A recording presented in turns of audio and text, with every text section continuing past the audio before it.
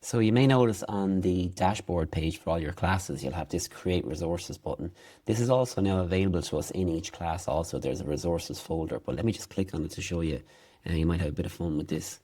So if I go in here, I can pick the class that I want to work on. So for me, I'll work on my demo class because that's populated with some notes and some students. If I go in here and I say, select this, I want to maybe work on a single class, maybe a group of 2 to 3 classes together. So maybe if you taught junior cycle science, you might want to create a resource across the 3 years, like some sort of schema work or department plan.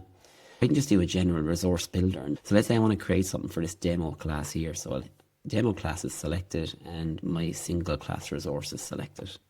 So when I go in here, these are the 5 things that we use.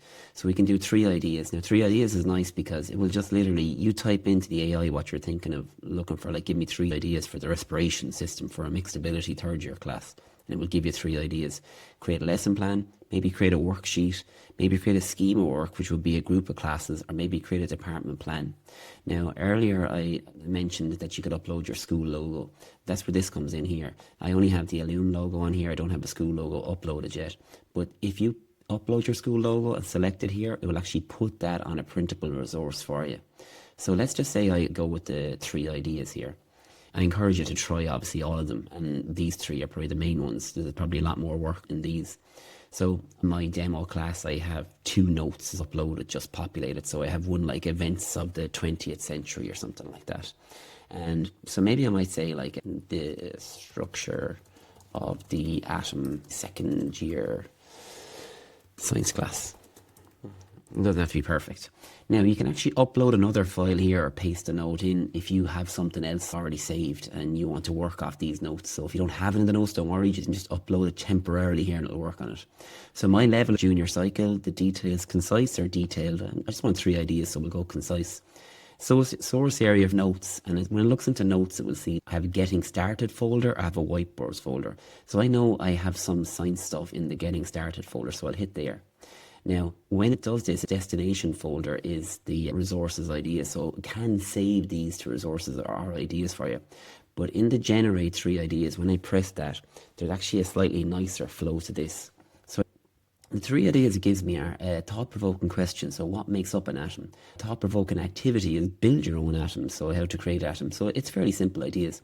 But it also gives me a collaborative board session. So they list and categorize information about atomic structure, including particles, charges, and their locations.